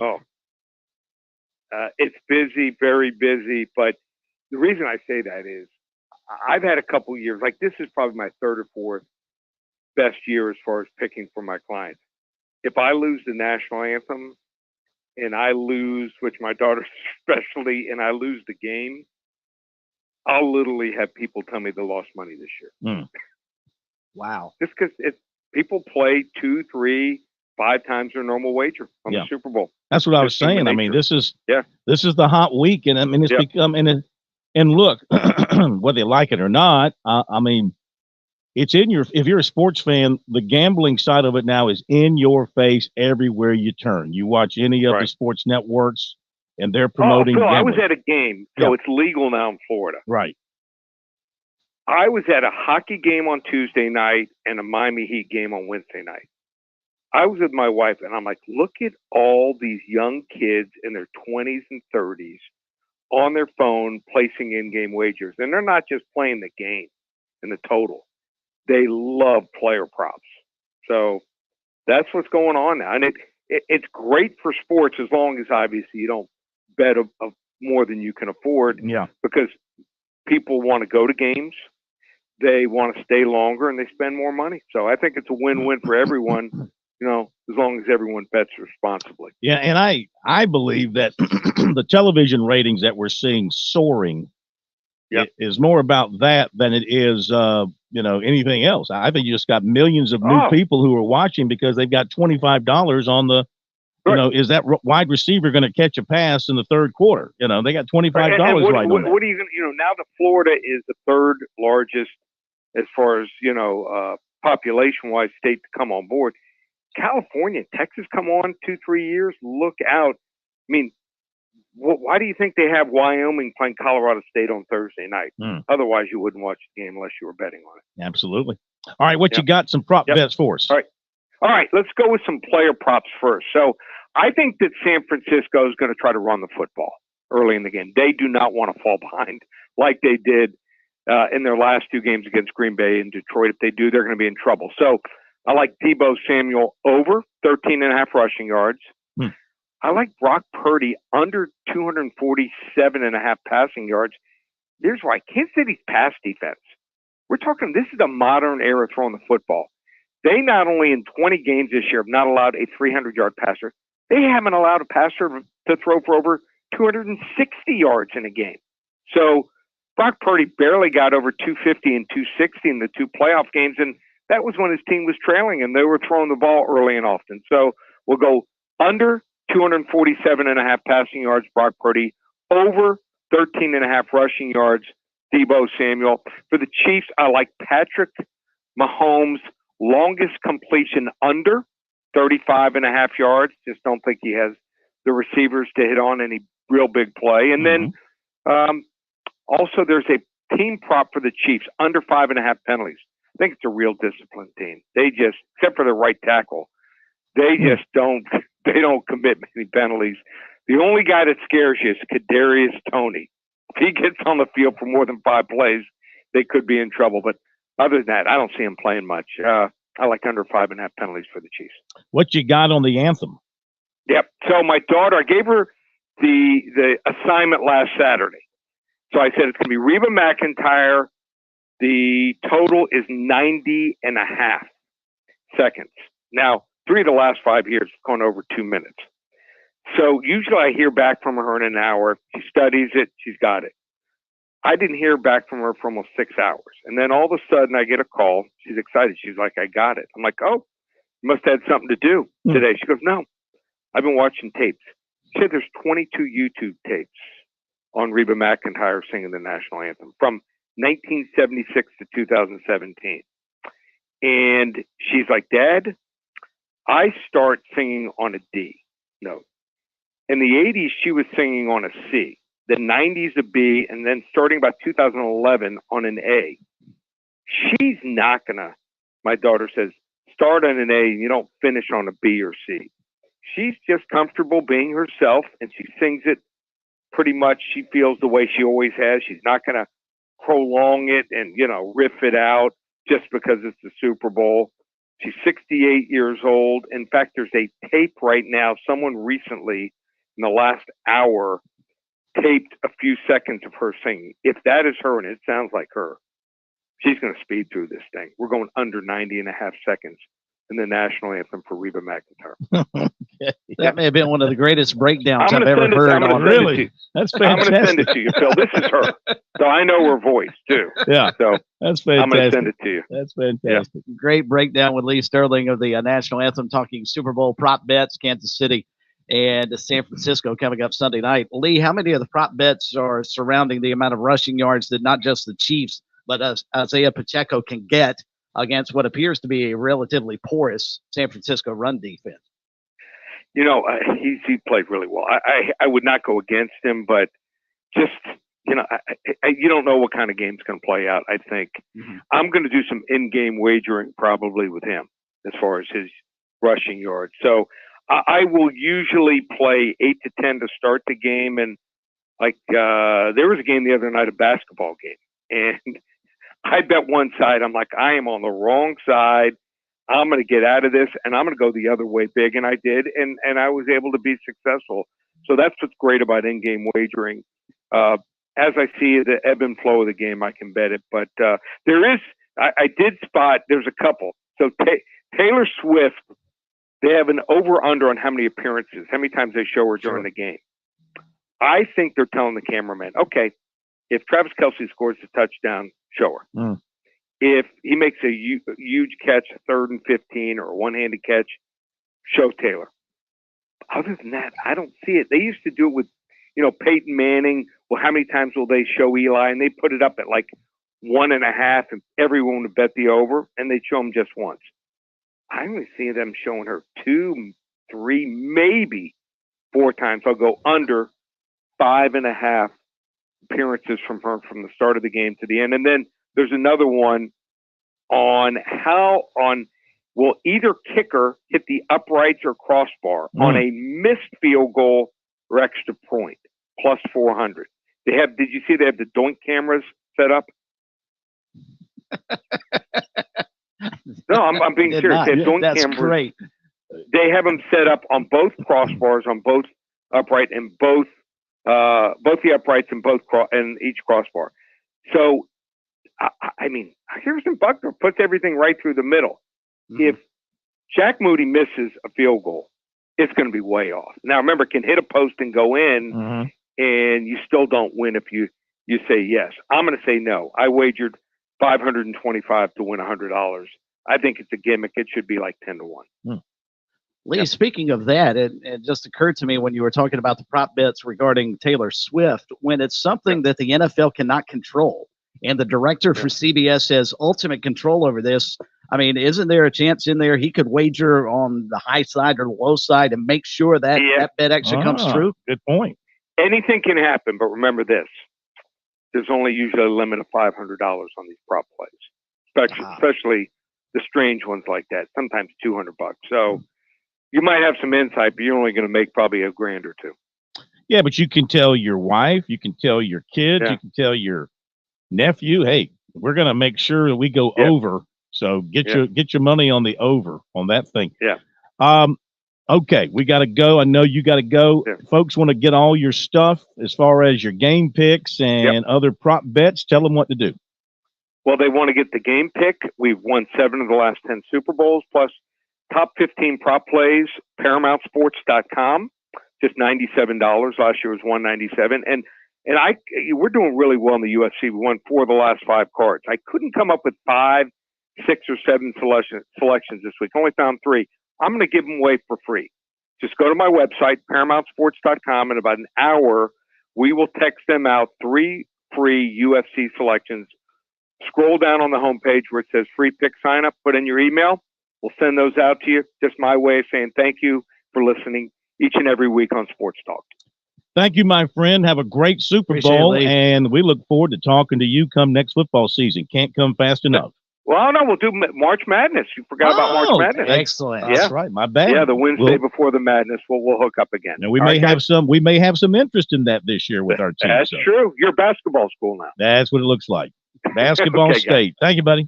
All right. Appreciate you, Lee Sterling. And our Sterling picks tonight. All right. We had signing day on Wednesday, Chris, and Coastal Carolina signed some more folks to go with the folks they signed early on. And Coach Tim Beck met with the media, if you want to lead us into that. Yeah, they actually took advantage of the second signing period, which used to be a national holiday. Well, it should probably be in Conway, signing 18 new players. Now, some of them transfer guys that you already knew coming into the fold, but they announced 18 signees. And as Tim Beck met with the media, he talked about, one big reason why he feels like his team was able to bring in some players, as he calls them OKGs, our kind of guys that may help them moving forward. Here's what Tim Beck had to say. Culture is a big word that's thrown around a lot, and it's been really big here. And we have a great culture in place. So bringing players into that culture is important, and getting them to mix. It's part of the recruitment too. We do a really good job as a staff to keep looking for our kind of guys, those OKGs that we know are going to be able to fit in. And when you're dealing with 120 players overall, scholarship and walk-ons, you have some misses here and there, certainly, but for the most part, it's been really good. And we got to do the best we can in this short amount of time to get them to bond together. And that's with the staff and the strength staff with Coach Q and what he's doing down there while we're on the road, and then all the coaches now that we're off the road. Your quarterback situation obviously is a lot different than it was last season with some of these new guys coming in. How do you see that battle playing out over the spring? Yeah, and Travis could talk a little more about it, but I feel like I like the group. You got some hungry guys in there. Obviously, we'll miss Grayson, right? We'll miss Jared, 2 veteran guys that did a lot for our program, but there's some hunger, and you see that within this football team. Guys stepping up, becoming leaders, but Noah and Ethan, and you got DJ coming in. You got Blake. You got a lot of talent, a lot of talented guys, and a lot of guys that are eager to go out and prove what they can do. Obviously, the Hawaii Bowl a month and a half ago, a big win for you guys, getting your second ever bowl win here at Coastal Carolina. Do you see any kind of momentum from something like that happens to give the guys more juice, more energy to go into the spring, coming off a high to end the season? Yeah, no doubt. I think anytime you can end with a W, that usually you have a successful season at the end of that, because it's either a championship game you win or your bowl game, and you carry that momentum into the offseason. And it's been good. It really has been. It's a unique and different feel. There was a lot of veteranness. I was newness. We were all kind of feeling each other out at this time last year. I probably didn't even know all the guys' first names. And it's much different now. All the coaches and keeping people in place and being able to go out there and know the guys and get after them. And it's been great. And the new guys coming in, fitting in, I'm really impressed with them. Kind of leading me, I guess, into my next question. 13 months now on the job here. What have you learned in your first full plus year now as being a head coach of a program? Things that you've kind of taken in? You probably don't have enough time, right? I mean, all kinds of stuff. I continue to learn every day on the job. There's things that come up on the field, off the field, personnel issues. You just keep learning. But I enjoy it. I try to continue to build a great culture. I try to continue to give the coaches what they need to go out and, bring in the best student athletes we can, coach them up really hard, and give them all the resources to be able to do that so our players can reach to their highest level. How important do you think was for the program the recent announcement about the NIL? Oh, it's great. Yeah, it was awesome. I think President Benson and Nana and Tom and Matt Hogue and we all put our heads together and said, what do we need? Like, what's going to be something that we can bring in, a national brand with a name that's going to be able to let people know that we're moving this in the right direction. We're being aggressive with it. Obviously, I was up yesterday in the state capitol talking to them about the NIL and, the bill that that's been proposed, being more aggressive and allowing universities to have a little more control or more input and to be able to mentor and help and teach the young people in your programs about it and how to manage it. And hopefully that continues to go well. So I think the state sees it. I think the university levels are seeing it. But I'm exciid about it. I think it's going to be a great thing for Coastal. All right, there you go, Coach Tim Beck from Coastal Carolina. After signing up what was left out there for his recruiting class and looking forward to his spring practice and then on into the summer and then into the fall we go. All right, the break is coming up. We'll come back with recruiting after that. Then birdies, bogeys, biceps. From South Carolina, George Bryan will join us, and we have a special guest with George tonight as well from the golf world. So we got a great segment coming up in golf, and we'll check what's going on in Phoenix as well. Major Billy Downer here from the Department of Natural Resources, and DNR is excited to announce the implementation of Go Outdoors SC, a new online licensing and boat titling system that you can access right from your phone. Through this new system, customers can purchase their hunting and fishing licenses, renew their boats, apply for lottery hunt opportunities, and complete electronic harvest reporting requirements. For more information, visit Go Outdoors SC at your local app store. Last year was a big year for Founders Federal Credit Union and our amazing members. A total of $30 million was given back to qualifying members in the form of loyalty bonus dividends, proving once again that it pays to be a Founders member. Founders is also committed to pouring time and resources into the local communities we serve. If you aren't a member yet, what are you waiting for? Join Founders today. Visit foundersfcu.com. Federally insured by NCUA. Membership qualification required. Call Lawyer Lisa. Experience the difference with Lawyer Lisa. Hi, this is Lisa Hosteller-Brown. Do you know the difference between a revocable trust and an irrevocable trust? The difference could easily save you hundreds of thousands of dollars in long-term care costs. Visit lawyerlisa.com to schedule a consultation today. Call Lawyer Lisa. Experience the difference with Lawyer Lisa. 7511 St. Andrews Road, Irmo, South Carolina. Daddy, you need a trust. Hi, yes. I'll have the club sandwich and house salad. You got it, sweetie. I'll throw in a pair of designer sunglasses as well. Just lunch, thanks. How about a week at my boss's oceanfront villa? What? When you join the South Carolina Education Lottery's Players Club, you get way more than you expect. More chances, more wins, and more surprises. Today's special, a trip to low Earth orbit in a private spaceship. Join the Players Club at seeducationlottery.com because more happens here.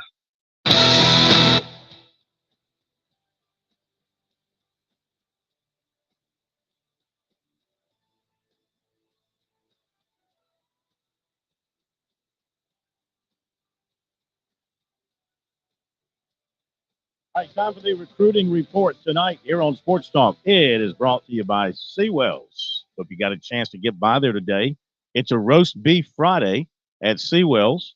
And if you didn't make it this Friday, make plans to make it next Friday. Make plans to get by for their daily luncheon buffet every day next week from 11 till 2. And when you need the best in catering for that special event, simply call the good folks at Seawells, 803-771-7385, online at SeawellsCateringSC.com.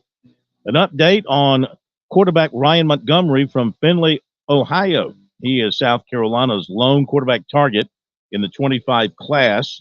He recently took a visit to Florida to wrap up his visits after going to South Carolina and Georgia. Talked to his father last night, who was with him on all the trips. The mom went with him as well on the trip to Columbia and the trip to Athens and the trip to Gainesville.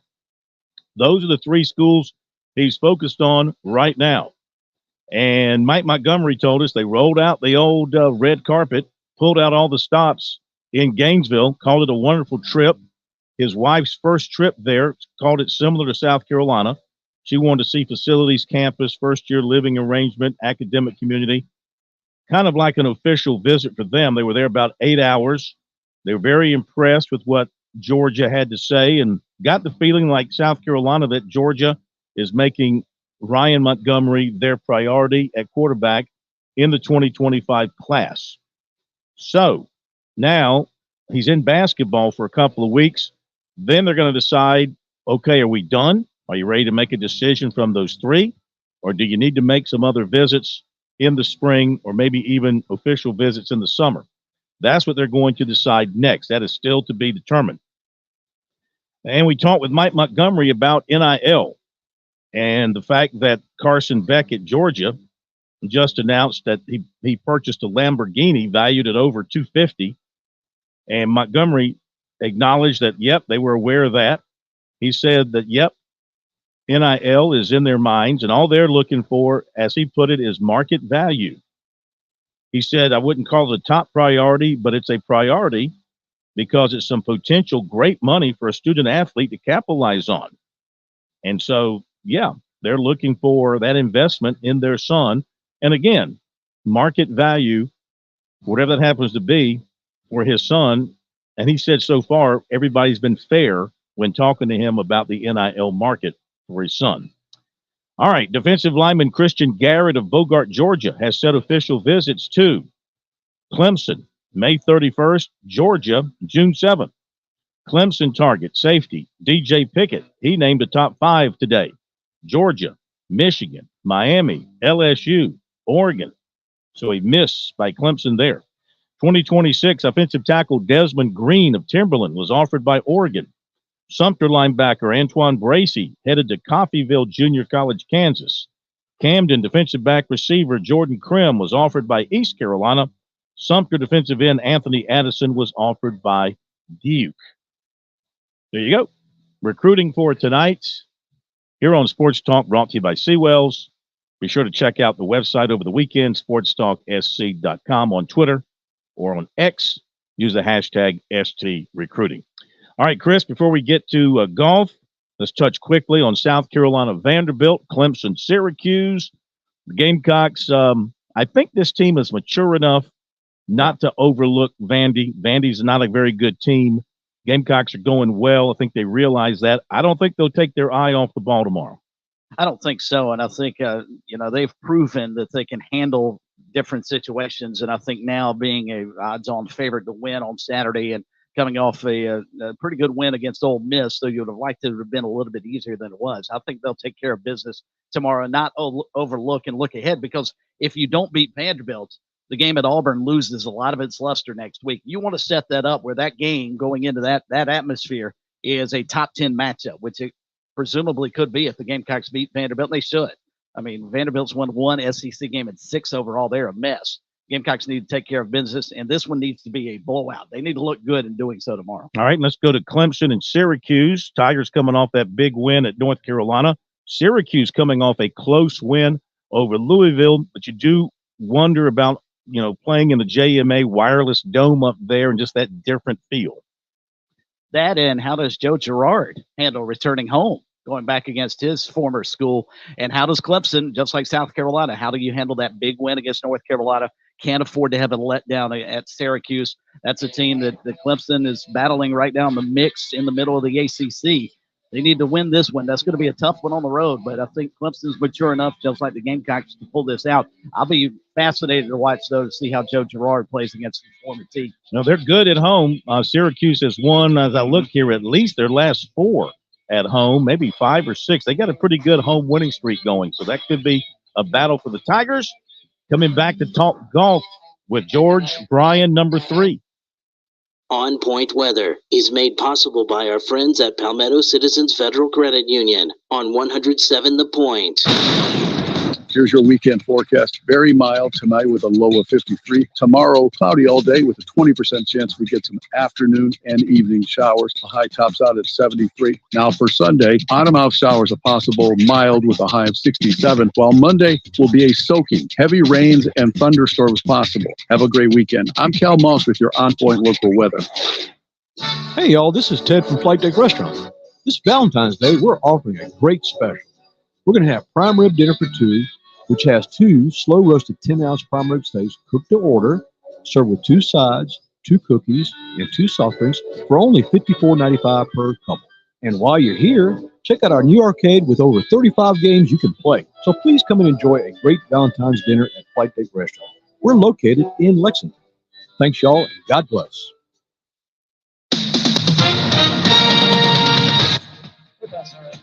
Time. Keith Peters reporting 2 people have died after a small plane attempted to make an emergency landing on a Florida interstate Friday afternoon, colliding with a vehicle and bringing traffic to a halt as a massive plume of black smoke rose into the air.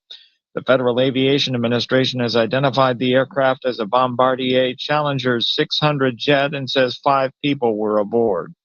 A magnitude 4.6 earthquake has struck the Southern California coast near Malibu, but there have been no reports of damage or injuries. The U.S. Geological Survey says it hit at 1:47 p.m. local time Friday at a depth of about 8 miles. The area is in the Santa Monica Mountains, roughly 35 miles west of downtown Los Angeles. On Wall Street, the Dow down by 54 points, the Nasdaq rose 196, the S&P advanced 28. This is SRN News. You don't normally call a plumber until you need a plumber. Well, if you need one today or if you need one tomorrow, I want you to remember Franklin Plumbing and Drain Cleaning. Listen, I might not know all the tricks to turning a wrench, but I do know how a plumbing company should work and how to treat people. My dad was a plumber. My grandfather was a plumber, and so were 3 of my uncles. Franklin Plumbing and Drain Cleaning does it right.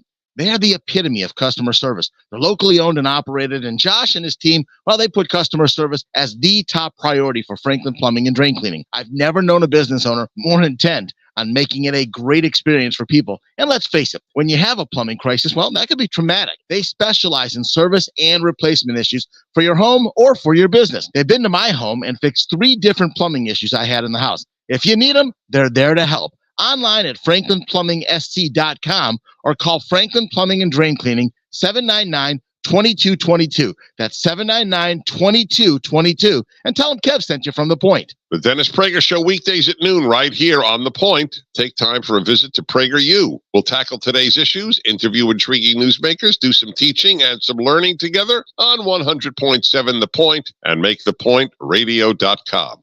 Dave Ramsey here. Do you want your money to work for you rather than you working for your money? Go see my friends at Palmetto Citizens Federal Credit Union. They're not a mega bank and have been serving the Midlands since 1936, offering good old-fashioned customer service and free services. They'll look out for your financial well-being. With 14 locations, check them out today at palmettocitizens.org.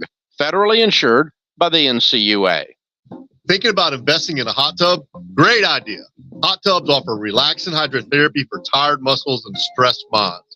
But beware, all spas are not the same. At Jack Oliver's Pool Spa and Patio, we offer hot spring and free flow spas exclusively for their quality, energy efficiency, and affordability. And we have everything to keep your spa and pool sparkling, clean, and crystal clear. Come see it all at Jack Oliver's Pool Spa and Patio, Forest Drive, and jackoliverpools.com. Hey, it's Jay with the Cigar Militia. When I stop by a cigar store, I always look for my go-to cigars and stock up a few of those, but I also look for something I've never tried before. Well, at the Cigar Militia, we specialize in a lot of small boutique cigar manufacturers. Come in and try a Don Kiki by Karen Berger or a Makaji by Ty Williams. We are the Cigar Militia at 1410 Colonial Life Boulevard. Help us out, stock up, and review some of our boutique brands. Hi, this is Joel Lurie. I'm the host of Health Matters every Monday morning from 9 to 10 right here on 100.7 The Point. Join me as we talk about issues impacting your health and our community. It's Health Matters every Monday at 9 a.m. right here on The Point.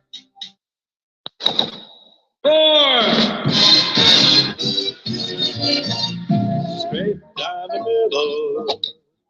It went straight down the middle. Then it started to hook just a wee bit.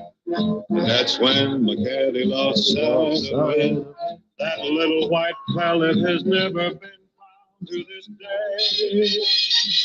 But it went straight down the middle, like they say.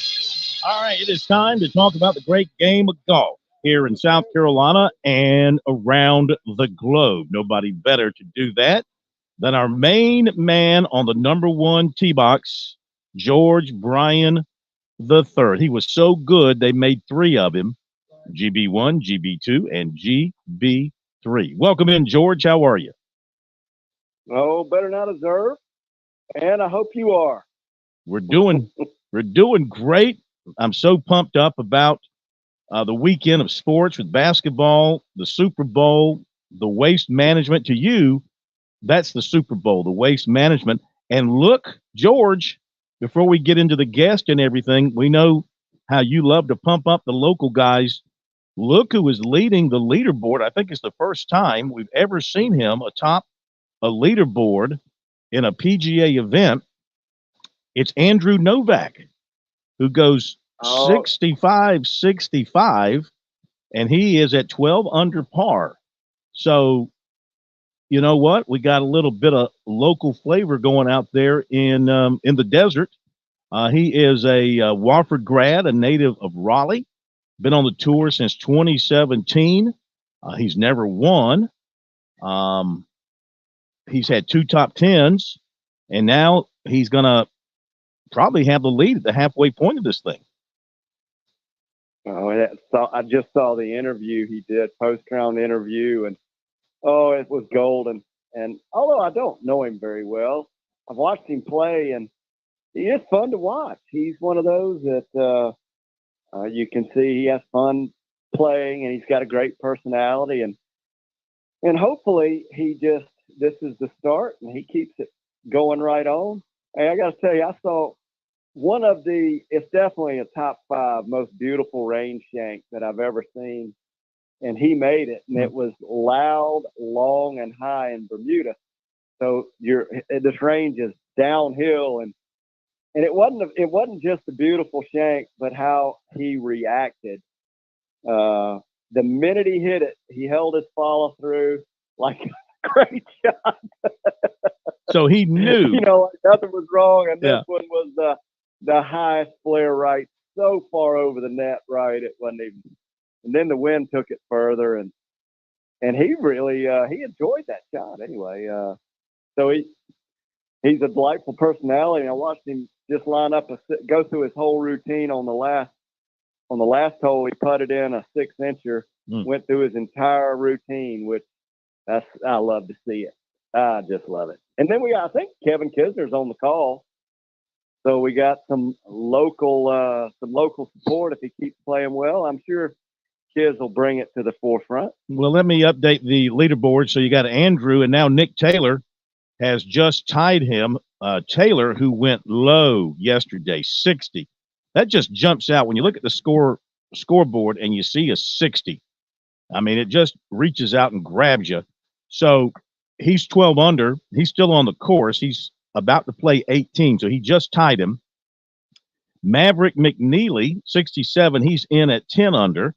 Scotty Scheffler is playing his last hole. He's at 8 under. Justin Thomas has 2 holes to go, and he is 8 under. And then checking some others from our area or of note that we like to follow, Jordan Spieth is at 3 under, and his round, everything's been pushed back because of the weather, so he has not teed off yet. He's about to. Matt Neesmith is 2 under. Overall, he is on the course. Carson Young is 1 under. He's on the course. Ben Martin is even. He's on the course. So we still have some guys to tee off, or some guys are early in their rounds because of the weather out there, the rain, all that stuff in California moving east has moved over the desert there, Phoenix, Scottsdale, and slowed things down. But I saw a video, George, from this morning. I don't know what time, local time, this was taken when they opened the gates there, but there was a video put out by the PGA Tour at the gates for number 16, where the 20,000 plus people were waiting. I don't know if all of them were waiting, but I bet you had to be. It was like cutting loose a bunch of thoroughbreds in an open field. They counted it down and they opened the gates, and these thousands of people went running through to get position in that stadium setting there on number 16. It's a wild scene. I have not had the experience. I have a little bit like what you're speaking of. I've watched it from the side, and then I've spoken directly with players who have described it, and nothing quite like it. I do think, and I did speak a little bit. George and Wesley were out last week, and they did play the golf course. Now, Wesley tried to qualify for that, missed it, and Wesley has played there a couple of times, and he said nothing quite like it, and I would love to experience such. And hey, speaking of love of the game, and you mentioned 60. We had somebody shoot 60. Well, Wyndham Clark shoot 60 at Pebble Beach last week, and there's a little, not really an asterisk, but that's a course record. But he played the ball up, so that means they lift, they clean the ball, and some have different ideas that should be an official course record. Speaking of some, we got special guests tonight. I'm confident that you previewed the 2023 South Carolina State Amateur Men's Player of the Year. He's repeating, and let's get Sam Jackson. Let's get him on the tee and welcome him in to see what he's got to say about that number 16 out there in at the Stadium Course, Phoenix. So, hey, welcome in, Sam Jackson. How you doing? I'm good, guys. How are y'all doing tonight? Welcome, Sam. Thank you. So Sam, have you had the chance to experience that hole in Phoenix? I have not. The closest thing I've come to that, probably, playing with the Friday group at Lexington when they've got 5, 6 pairs in them, and that's probably the closest I've come to a situation like that. That's great. Hey, so Sam Jackson, Peoria High School graduate, Presbyterian College graduate. I think Sam's mixed it up with Andrew Novak. He might have a little bit to comment on his game. And Sam, what do you and congratulations, 2022, 2023 South Carolina Golf Association Amateur Player of the Year. Thank you. What do you think? Yeah, I've actually played with Andrew. It's funny you guys are talking about him, and great to see him, in contention obviously this week. I played with him. First time I ever played with him was my senior year at Pillion during the state championship. And then he went to Wofford. He was, I think, 2 or 3 years behind me when I was at PC. So, but we see Wofford in almost all of our events. So I got paired with him a handful of times in college as well. And he was good back in junior golf and a good player in college, but obviously nothing like he's become now. He's put in a lot of hard work, and it's obviously definitely showing off, especially with like you were kind of rattling off the leaderboard a little while ago, especially with this stacked leaderboard we got at the top this week. Yeah. So Sam, when you played with him in college, was he as solid, big a man, and as long as he is now? Yeah, I mean, I honestly don't think he's grown any since probably high school or college. I mean, I wasn't very big in high school or in college, but he was a big old boy back then. So he can move it out there pretty good. He's got kind of a funny way he kind of delivers the club into the ball, but he repeats it every single time, and he hits it in center face every time, and that's a tough formula to beat. He appears to have quite a bit of fun playing the game, and anything stand out, Sam? Any time that you played, do you have any predictions how he's going to do this weekend? I think he'll handle it well, just because he, for the most part, he's a pretty light-hearted guy. He's not one that takes everything too seriously. So, I mean, obviously being the first time up in a position like this, you never really know how guys are going to go, especially because, everybody on this level is obviously really good. You can hit the ball well, make putts. It, comes down more of kind of what you got mentally and inside. So, but he's definitely got the right tools to get it done. If not this week, I'm sure sometime soon. Well, let's focus a little bit on your 2023 season. Talk about what it felt like to repeat and the whole year. Some highlights. It was really cool. I was actually able to win this year more than I have any other year. I was able to win 4 times. A couple of those with help for some partners in some 4-ball events, but I was able to win the Carolinas Mid-Amateur. Got in contention at the U.S. Mid-Am, lost in the semifinals there, which is a really cool experience. So it was definitely good to build off of what was I'll call a solid 2022, and get a little better in 2023. Still left a couple of tournaments out there, though. I feel like there was 2 others that, really were kind of mine for the taking, and I kind of let get away. So hoping to get a little better and correct that kind of stuff in 2024. And so what are you targeting in 2024, Sam? I'll start off actually in a couple weeks down in Tampa at the Gasparilla, the national Mid-Am event, kind of the start of a lot of Mid-Am seasons. So I'm really looking forward to that. It'll be the first time I've gone down there and played. I've heard nothing but really good things about the golf course, about the tournament, and everything else. So I'm pretty pumped to get down there for that one.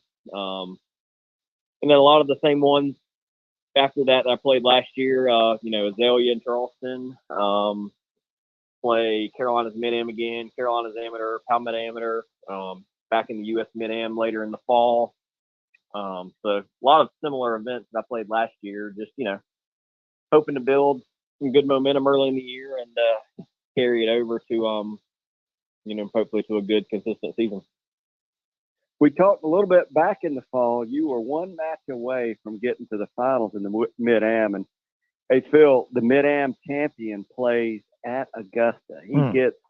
That champion gets into the field. And talk a little bit about that edge, Sam, and how that heart felt, and what's your mind, what you were going through. Yeah, it's a different environment. That semifinal match is definitely the most people I've ever played in front of. There's probably 50, 60 people walking around with us all day. I didn't really think a whole lot about the actual Masters until I lost, to be honest with you. I did have a Golf Channel reporter ask me about it after I won in the quarterfinals. And I told him then I hadn't really thought anything about it. And then I had another one ask me right after I lost, about 30 seconds later, how I felt to be that close. And in the moment, I probably didn't really care too much of the question. But it was cool to get in that environment, and I was able to see Stuart Hagestad for 4 hours. He's established himself by far as the best mid-amateur in the world the last 5, 6, 7 years. So to be able to go toe to toe with him and essentially be 1 shot away from being able to beat him was pretty cool. Hey, you have had that privilege of playing best in the world, both amateurs and pros. You played around Palmetto. We got a lot of folks don't realize it. Right here in South Carolina, we have a nice little collection of the best juniors, collegiate players, amateurs, mid-amateurs, even senior amateurs and pros. Talk a little bit about some of the differences, Sam, in your opinion, of the good amateurs and the professionals. I mean, we got Kisner, Neesmith, Scott Brown, Rowinski down in Aiken, along with numerous others. Speak on that topic for a bit. I think the main difference is kind of what I spoke about a little while ago with Novak. I think at that level, it all becomes kind of what you got up top and what kind of guts you have. Because, I've been fortunate enough to play George knows I've played with Wesley and George a good bit over the years. I've played with Kisner a handful of times out at Palmetto. Not really, those guys don't necessarily hit it way better than some of the best AMs that I've been around. But, when it comes time to make a putt or to hit a quality shot or to know where to miss it and where not to miss it, that's, I think, kind of what separates, guys like, Wesley and Kisner that have won on the PGA Tour versus, just other really good amateurs is, they know their game really well, and, they're not going to put themselves in a position when it matters that, they can make par or something. So I've dived a lot into the mental side of the game the last couple of years, and I just think that's where the main difference comes into play. Because I've played with some amateurs in some events the last few years that hit it better, honestly, than some of the tour pros that I've played with. But they don't manage their game around the golf course quite as well. They don't think quite as well, and when you add up 4.5 hours of golf, that can sometimes add up to 2, 3, 4 shots around the golf course. Yeah, and this is I say this, it's basically my go-to and what I've noticed, and it has been a privilege to see as much of the best over the last 7 or 8 years. Considering prior to that, I was seeing them periodically, but the idea when that light's on, the flag's up, and it's time, there is a fine line. Those who can and do, and those that are close. And close, it's a beautiful thing to be close, but close just ain't it. And somebody and I'm going to throw names out with I don't mean to, we always get a little bit in trouble comparisons, but somebody like Kevin Kisner and Will McGirt and Scott Brown, you go out there and play golf with those guys, you would have no idea that they would be on the same level as some of the, and I'm not knocking these guys, but you go watch the number one player at about every school, college player, and you think, well, there's no way these 3 guys could play with the bombers in college or the amateurs. That's flush. But now you get the scorecard, the pencil, get them in tough situation, and quite frankly, it could be as much as, especially in situation, 5, 6 shots around difference, Sam. It's a goofy game. It doesn't make any sense. I don't know that there's a game more where close means the difference in playing the PGA Tour week in and week out and working a 9-to-5 job. It's crazy. One shot we've seen over the years. We've seen all kind of stories at like Q school where guys miss out by 1 shot because of something crazy that happened or something like that. And it's wild to really think about how close sometimes. I also think it's a really good testament to the amateur game and kind of where it's at right now. I mean, you're seeing guys like Nick Dunlap come straight from amateur golf, first tour start win. Caleb Surratt was an amateur a month ago, goes to Mayakoba last week on the live and plays really well. I think he shot 5 under in the final round last week. It's crazy how good some of these amateurs are and going straight into the pros and not just making cuts, which I feel like, 10, 12 years ago, just making the cut as an amateur was a really good feat. And nowadays you're seeing guys get out there and continuing to win golf tournaments, which is really cool to see. Yeah, I love it. Sam, what do you like best about golf? What's your favorite thing? You just can answer one thing, Sam.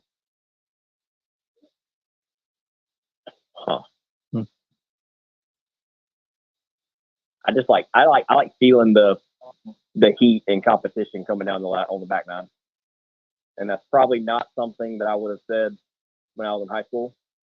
I feel like a lot of times I kind of shied away from that, looking back at it now.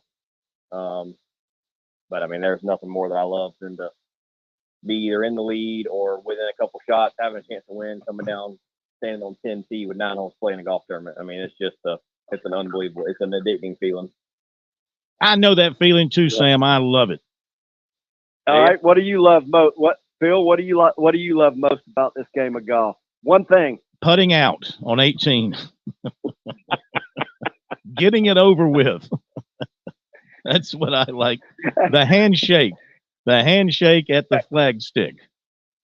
Hey, Sam, I got one more. We talked this past week.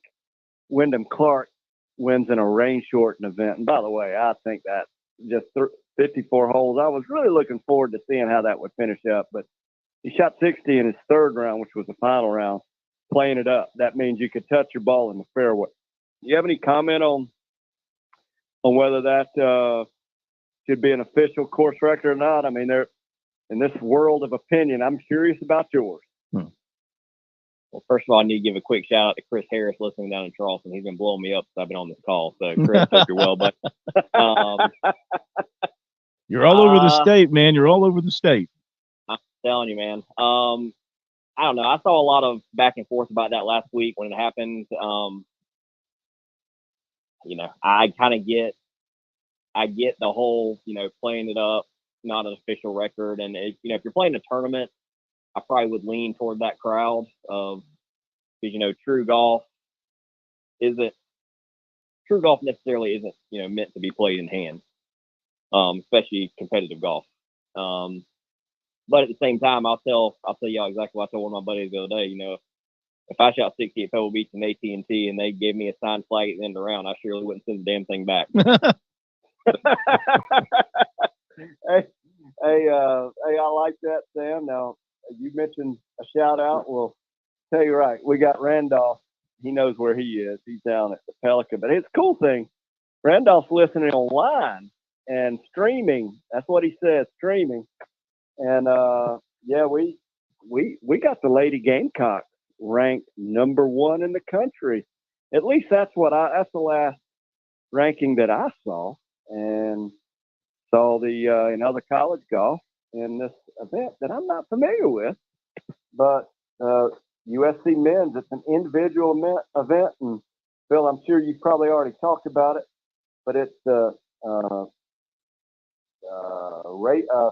Nathan Franks and Rafe Reynolds, USC Gamecocks, finished first and second at the Thomas Starkey Individuals Collegiate. So not that familiar with that event, but hey, congratulations to these players. Sam, are you familiar with that event? I'm not, but I'm really familiar with the South Carolina golf program, and if they're playing an event, it's probably not a slack one. So Rafe he talked about coming close. He lost by a shot last year at our state amateur. I actually played with Rafe the first 2 rounds at, I forgot what event I played with him at now, a year or 2 ago. But obviously another real estate amateur, and let me mention this too, guys. You might recognize some of these folks because the end of January they had the 28th annual Tournament of Champions from the SCGA. Jacques Wilson of Charleston finished with the final round 68 to capture the men's club championship, even par 144. Senior men's club championship, Rich Weston, Pawleys Island, final round 74, total of 143. Ladies division, Carrie Rutan from Daniel Island, final round 74, total of 149. Chris Easy, Simpsonville. One-day gross division, final round 76, tournament total 147. And the senior one-day gross division won by Thomas Kennedy of Aiken, final round 68, and tournament total 8 under 136. They were playing at TPC Myrtle Beach over in Murrells Inlet. George, Sam, you know any of those folks? I know a lot of those guys. I compete with a lot of those guys all year long in SCGA events. So I've played with a lot of those guys and recognize a lot of those names. Hey, well, it's I tell you what, time flies here. And Sam, I know you're taking good care of yourself, and you are somewhat familiar with the sponsor of this program, the Tsunami Bar. And when I talked to you last, you had one in your bag. Tell us a little bit about it as we head in to putt out on this last hole. It's been in the bag for about 2 years now. I put it in right before the 2022 season, mainly for just like stretching before a round. I usually spend about as much time stretching before I hit balls than I do actually hitting balls for a round now. I'm not that about encompasses my workouts. However many tournament rounds I play during the year, that's how many workouts, 5-minute workouts I get in. Hey, we talking about it's working for you, Sam, and we got less than 30 seconds. It's been a privilege and a pleasure having you on tonight. Congratulations, 2023, and get it right in 2024. We'll have you back on again. And so, Phil and Sam, until next week, tee 'em high and shoot 'em low. Thank you, George. Thank you, Sam. Thank you, Chris. Yes, Thank sir. you, Josh. Have a great weekend, everybody. See you Monday.